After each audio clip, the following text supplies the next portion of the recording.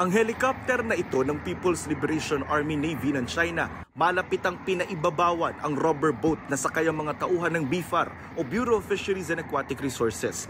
Pupunta ang bangka sa Sandy Cay 2 and 3 para sa Marine Scientific Survey at para kumuha ng sample ng buhangin para pag-aralan.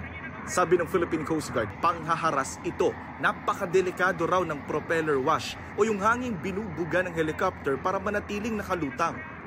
Yung impact nito sa bangka, there is a very high possibility na tumaob yung rubber boat. Pati barko ng China Coast Guard tila gusto raw banggain ang vessel ng BFAR.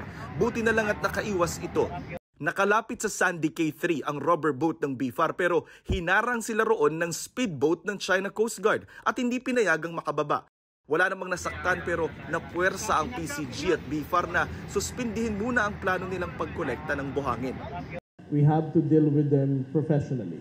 We should not be instigated, and this kind of bullying should not be result to an escalatory response on the part of the Philippine government. Nangyari ito kahapon ng umaga, 5 nautical miles o halos 10 kilometers mula sa Pag-asa Island. Depensa naman ng China Coast Guard, wala raw permiso mula sa gobyerno ng China. Ang anilay panghihimasok doon ng Pilipinas, pati na ang anilay iligal na tangkang pagtuntong at pagkolekta ng buhangin doon. Itinaboy raw nila ang mga barko ng Pilipinas alinsunod sa kanilang batas dahil may soberanya raw ang China roon. Patuloy raw ay patutupad ng China ang batas at pagprotekta sa kanilang karapatan sa karagatang nasasaklawan daw nila. China is blatantly violating international law. That China does not care about UNCLOS and they are disrespecting our sovereign rights. Dahil sa bagong insidente, sabi ng DFA o Department of Foreign Affairs, maghahain ulit ang Pilipinas ng diplomatic protest. It's not just a matter of telling China don't do it, but always asserting our sovereign rights.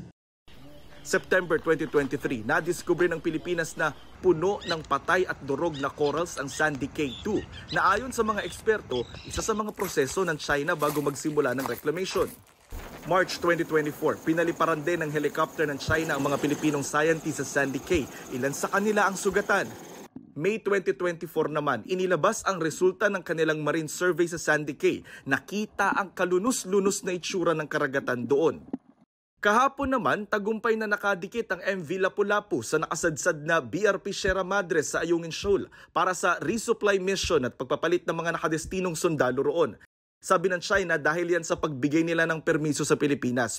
Pero ayon sa PCG at DFA, hindi humihingi ng permiso ang Pilipinas sa China.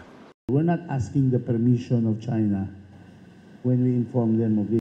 We tell them this way, under international, we will do this. And we expect that you will not cause trouble. Ito na ang ika-5 resupply mission sa Ayungin Shoal matapos magkasundo ang Pilipinas at China sa kung paano ito gagawin ng hindi maiiwasan ang hindi pagkakaunawaan at miskalkulasyon. Para sa GMA Integrated News, Jonathan Andal, nakatutok, 24 oras.